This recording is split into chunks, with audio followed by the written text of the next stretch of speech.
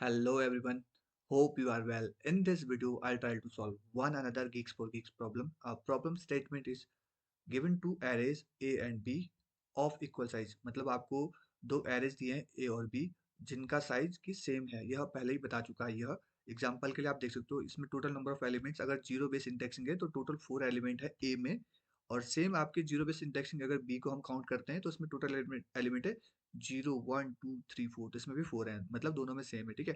The task is to find whether the element in the array are equals. आपका task यह है कि आपको पता करना है कि जो ए में एलिमेंट है वो बी में है कि नहीं है। ठीक है, दोनों में इक्वल है कि नहीं है। ठीक है, इक्वल्स की प्रॉपर्टी किस किस सिनारियोज में या किस किस तरीके से लग रही है वो हमें समझना है। यही हमारा प्रॉब्लम स्टेटमेंट है। वो समझ गए तो प्रॉब्लम तो ये चुटकियों में सॉल्व हो जाएगा। Two array are said to be equal if both contain the same set of element. Arrangement और permutation of element may be a different through. हो सकता है कि ये कह रहा है कि दोनों array हैं वो equal हैं, but if contain the same, अगर वो same element रख रहे हैं अपने पास तो पर हो सकता है इसके साथ साथ वो कह रहा है कि वो बिखरे हुए हो। ठीक है, अरेंजमेंट जो है इनका जो है वो थ्रू डिफरेंट हो। इनका अरेंजमेंट जो है वो ऐसा जरूरी नहीं कि सेम होगा। एग्जाम्पल के लिए आप यहाँ पे एक एग्जाम्पल मैंने कमेंट करके लिखा हुआ है। ए में है 1 3 2 4 1 4, बी में है 4 3 3 1 1 4। आप देख सकते हो टोटल नंबर ऑफ ए कितने हैं यहाँ पे, वन टाइम है, टू टाइम है। ठीक है, जीरो बेस इंडेक्सिंग से अगर हम काउंट करते हैं तो एक ए जीरो बेस इंडेक्स पे है, एक हमारा अगर 0 1 2 3 4 एक फोर बेस इंडेक्स पे है। पर आप नीचे देख सकते हो हमारा जो ए टोटल वन है, टू टाइम नीचे तो है लेकिन वो अलग अलग इंडेक्स पे है। तो इंडेक्सिंग मैटर नहीं कर रहा है, काउंट मैटर कर रहा है हमारे लिए। टू टाइम ऊपर है, अच्छा नीचे भी टू टाइम होने चाहिए भाई।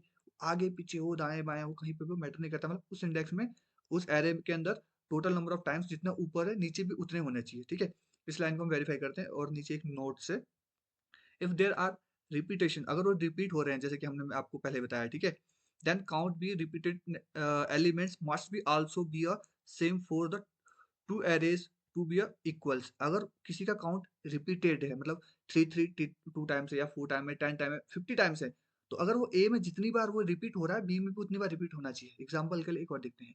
टू ऊपर कितने टाइम है, वंस टाइम है ना, तो नीचे भी अगर हमने नहीं लिखा है तो ये गलत है। ठीक है, तो इसका मतलब हमने ये गलत एरे लिखा है। ठीक है, वंस थ्री है, टू है, नीचे टू नहीं लिखा ना हमने, ऊपर क्या हमने फोर लिखा है, टू टाइम फोर लिखा है, वन लिखा है, फोर लिखा है। हमने थ्री को ऊपर हमने वन टाइम लिखा है, नीचे हमने थ्री को टू टाइम लिखा है, तो ये गलत है। अगर यहाँ पे टू टाइम देखो, जीरो बेस इंडेक्सिंग अगर इसको जीरो मानते हैं, हम इसको वन मानते हैं, इसको टू मानते हैं। टू हमारा सेकंड पोजीशन पे है तो नीचे आप देख सकते हो ये फर्स्ट पोजीशन पे। ये मैटर नहीं कर रहा, एक बार ऊपर है एक बार नीचे है, ये मैटर कर रहा है। ठीक है, एग्जाम्पल के लिए एक और एलिमेंट लेते हैं, फोर को। फोर ऊपर कितनी बार है, टू टाइम्स है ना, for once time two times. ठीक है, नीचे वंस टाइम टू टाइम्स। ये मैटर करता है, ये मैटर नहीं करता कि आगे पीछे कहाँ है। ठीक है, तो मतलब ये क्या है, अब इक्वल एरे है, मतलब इस प्रॉपर्टी के फुलफिल कर रहा है कि चेक इक्वल एरेज है कि नहीं, दोनों बराबर है कि नहीं है। ठीक है, इसने ये प्रॉपर्टी फॉलो कर ली है, मतलब अब ये सही है। अब हम इस प्रॉब्लम को सॉल्व करने जब जाते हैं ना, तो मैं आप लोगों को बताता हूँ। इसको आप रियल लाइफ से सोचो। आपके पास दो नंबर ऑफ बैचेस हैं जिसमें कि कुछ चॉक्स रखी हैं जो टूटी फूटी हैं। मतलब ये इमेजिन करो, जो क्लास में चॉक नहीं होती हैं जैसे आप व्हाइट बोर्ड पे लिखते हो, इमेजिन करो टूटी फूटी हैं। वो सबको आपको चेक करना है कि नंबर ऑफ सेट्स की, अगर इसमें जैसे टूटे हुए कि पेयर्स कितनी, इस डब्बे में कितनी चौक टूटी हुई है, इसमें कितनी चौक टूटी हुई है। अगर आपको देखना है कि दोनों बराबर नंबर ऑफ चौक टूटी हुई है कि नहीं है दोनों में। ठीक है, उनको पेयर पेयर बना के आप चेक करोगे ना कि अच्छा इससे एक निकालोगे इससे एक निकालोगे, ये दोनों बराबर है, अच्छा एक दो ऐसा करके आप चेक करोगे। तो आपको चेक करना है कि क्या दोनों में बराबर चौक टूटी हुई है कि नहीं है। इमेजिनेशन करो माइंड में। ठीक है, तो आप क्या करोगे, सेम साइज के लिए पकड़ोगे, एक एक दूसरा पकड़ोगे, हाँ दोनों बराबर है, एक जगह रख दोगे, दोनों बराबर है, एक जगह रख दोगे। इमेजिन करो यह आपके लिए आसान कब होगा करना, आपके लिए आसान काम करना तब होगा जब वो सारे क्या होंगे, एक ऑर्डर में होंगे। अगर एग्जाम्पल के लिए सोचो, एक चौक बड़ी चौक आपको मिल गई, बड़ी, अब आप दूसरे में ढूंढोगे बड़ी को, फिर आपको सब देखना पड़ेगा, ये बड़ी है इससे मैच करना पड़ेगा, इससे मैच करना पड़ेगा, ये इसके बराबर है इसके बराबर है। वो आपके लिए एक हेक्टिक हो जाएगा। क्या हो अगर सारे चौक जो है छोटे से बड़े के क्रम में या बड़े से छोटे के क्रम में हो, तो आप क्या करोगे, छोटे को छोटे से कंपेयर करोगे। कुछ ऐसा है, देखो मैं इसे सॉर्ट कर दूं, कुछ ऐसा करके मैं इसे सॉर्ट कर दूं कि मैं इसको इस तरह से सॉर्ट कर दूं। ठीक है, और सेम मैं नीचे भी इसको सॉर्ट कर दूं। इमेजिन कर पा रहे हो ना आप, इमेजिनेशन बहुत ज्यादा होती है इसमें। ठीक है, अगर आप इमेजिनेशन माइंड में, मतलब वो इमेज बना पा रहे हो, वीडियो माइंड में सोच पा रहे हो, तो आप जल्दी सॉल्व कर पाओगे। अब मैं क्या कर सकता हूँ, अगर जैसे छोटे ये चौक, छोटी छोटी चौक हैं, ये दोनों सेम साइज की हैं। अच्छा, ये दोनों सेम साइज की, इनको एक साइड कर देते हैं, ये एक साइज की, एक साइड कर देते हैं, एक साइड एक साइड एक साइड एक साइड। तो मैं बोल सकता हूँ हाँ यार दोनों इक्वल है। समझ गए? तो मुझे क्या करना पड़ेगा, सॉर्ट करना पड़ेगा इन्हें, चाहे मैं बड़े से छोटे के ऑर्डर में करूँ या छोटे से बड़े के ऑर्डर में करूँ, ये करना तो बहुत जरूरी है। अगर मुझे इसे बहुत एफिशिएंटली और बहुत फास्ट करना है। और डीएसए क्या बोलता है, यही तो बोलता है यार, टाइम मैटर करता है मेरे भाई, तुम कितना जल्दी कर पा रहे हो और कितना कम स्पेस लेके कर पा रहे हो, ठीक है। हालांकि टाइम प्रायोरिटी है, स्पेस कम प्रायोरिटी होती है, पर हाँ स्पेस भी प्रायोरिटी होती है। चलिए अब सॉल्व करते हैं। देखो, सॉर्ट करने के बहुत सारे खुद से भी तुम लॉजिक बना सकते हो, सिलेक्शन सॉर्ट, मर्ज सॉर्ट, ठीक है, क्विक सॉर्ट, बबल सॉर्ट। पर अभी हम इनबिल्ट फंक्शन जो सॉर्ट है इसका वो यूज करेंगे। किसी और वीडियो में सीखेंगे कि सिलेक्शन सॉर्ट, मर्ज सॉर्ट, एक अलग से सीरीज आएगी सॉर्टिंग की, ठीक है। चलिए स्टार्ट करते हैं। तो एक बस छोटा सा हम कोड लिखते हैं, सॉर्ट ए डॉट बिगिन और ए डॉट इन। इसका मतलब ये हो रहा है, इस लाइन से का समझो भी मतलब, सॉर्ट कर दो, बिगिन का मतलब हिंदी में होता है बिगिन, शुरुआत, ठीक है। एक से शुरुआत करके और एक एंड तक, मतलब ये कह रहा है कि यहाँ से पहले से शुरू करो और लास्ट तक और सबको सॉर्ट कर दो। और ये लाइन लिखते ही ऑटोमेटिक जो इसके पीछे का लॉजिक होगा, जो कि हम किसी और वीडियो में बनाएंगे, जब हम selection sort, merge sort, quick sort की एक सीरीज लाएंगे, उसमें सीखेंगे कि कैसा काम करता है, बिहाइंड द सीन लॉजिक क्या होता है। ये उस लॉजिक को कॉल कर रहा है और ऑटोमेटिक काम कर रहा है, ठीक है। वो लॉजिक जो है पहले से लिखा हुआ होगा बैक एंड में इसके लिए। सेम मैं क्या करूंगा, दोनों एरो को सॉर्ट कर दूंगा ताकि मेरा काम आसान हो जाए। बी डॉट बिगिन, ठीक है, बी डॉट इंट। बस इस लाइन से मतलब समझ में आना चाहिए आपको कि बिगिन मतलब होता है शुरू से, बी को शुरू से लेकर लास्ट तक सॉर्ट कर दो, सेम ए को शुरू से लेकर लास्ट तक सॉर्ट कर दो, बस ये कॉल कर दिया हमने, ठीक है। अब मैं एक फॉर लूप चलाऊंगा, for int I is equal to 0, I is less than A dot size. देखो ए डॉट साइज तक मैं इसे कंपेयर कर रहा हूँ उस एलिमेंट, आप चाहे तो बी डॉट साइज तक भी कंपेयर कर सकते हो, ऐसा नहीं है, ठीक है, क्योंकि दोनों में एलिमेंट की काउंट तो इक्वल है, ठीक है। अब मैं यहाँ पे एक लॉजिक लगाता हूँ, if A of I is not equal B of I. ध्यान से समझो मैं क्या बोल रहा हूँ। अब पहले मैं इसके अंदर रिटर्न करता हूँ, पहले मैं पूरा कोड लिख देता हूँ ताकि मैं खुद भी कंफ्यूज ना हूँ, ठीक है, बहुत बार क्योंकि कोड थोड़ा सा कंफ्यूजन जैसा तो है थोड़ा सा। अब मैं ट्रू फॉल्स ही क्यों कर रहा हूँ रिटर्न, क्योंकि देखो यार, आउटपुट में इसने ट्रू दिया है, आउटपुट में इसने यहाँ पे फॉल्स दिया है, मतलब इसको आउटपुट में रिटर्न में मतलब इसको वापस क्या मांग रहा है हमसे, कि तुम बोलो कि बात सच है, दोनों इक्वल है, दोनों इक्वल नहीं है, इक्वल है तो ट्रू कर दो, इक्वल नहीं है तो फॉल्स दे दो, ठीक है, ये कह रहा है ये। मुझे क्या चाहिए, मतलब इसको वापस। देखो सिंपल सा लॉजिक था, सबसे पहले देखते हैं यार कि काम कर रहा है लॉजिक कि नहीं मेरा, ठीक है।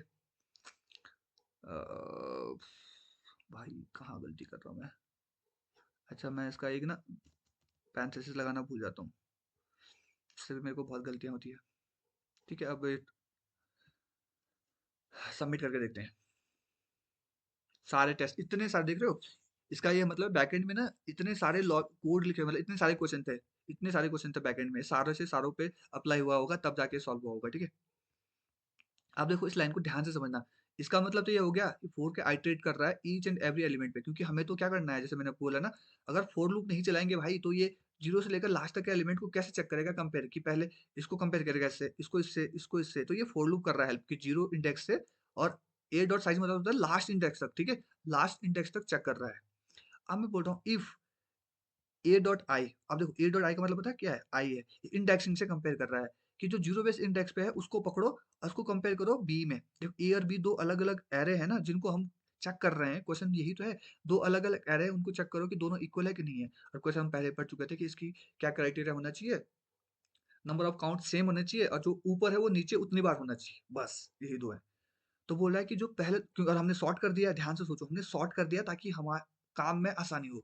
मैंने बोला है भाई जो पहला जीरो बेस इंडेक्स पे है तुम्हारा ए में, जो बी में भी है, क्या वो उसके बराबर नहीं है, नॉट इक्वल टू लगाया मैंने ध्यान से, नॉट इक्वल टू नहीं है तो फॉल्स कर दो, पर अगर ये बात सच नहीं है तो रिटर्न में ट्रू कर दो।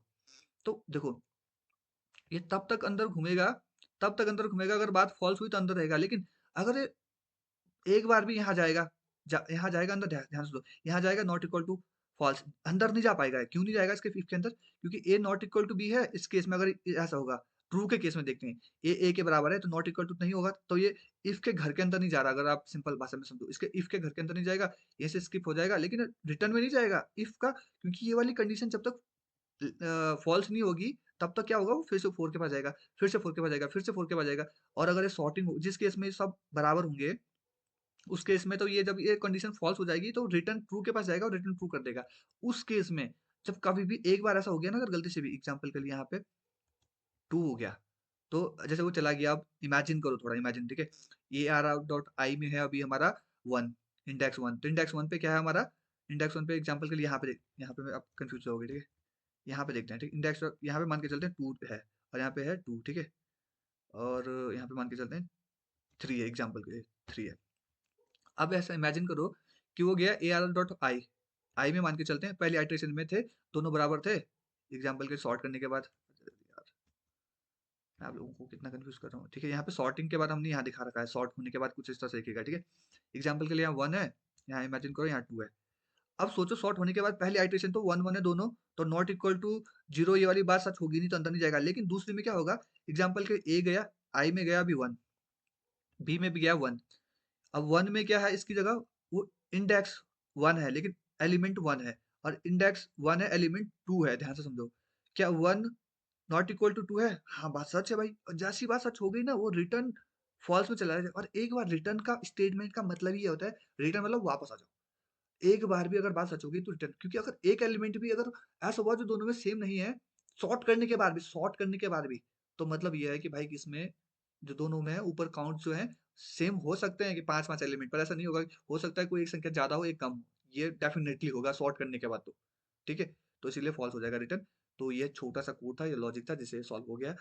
तो अगर आप लोगों को मेरे द्वारा दिए गए एक्सप्लेनेशन समझ में आ रहा है और मेरे द्वारा समझाया गया प्रॉब्लम स्टेटमेंट समझ में आ रही है, तो प्लीज यार कमेंट करो, और इसका हम एक और अच्छा सॉल्यूशन ला सकते हैं, इससे भी अच्छा सॉल्यूशन ला सकते हैं। आपको किसी टॉपिक पर वीडियो चाहिए या आपको किसी भी टॉपिक को अच्छे से समझना हो तो प्लीज कमेंट करो, मैं इस पर वीडियो लाने की कोशिश करूंगा। तो थैंक यू यार, वीडियो को लाइक करो और चैनल को सब्सक्राइब करो। Thank you.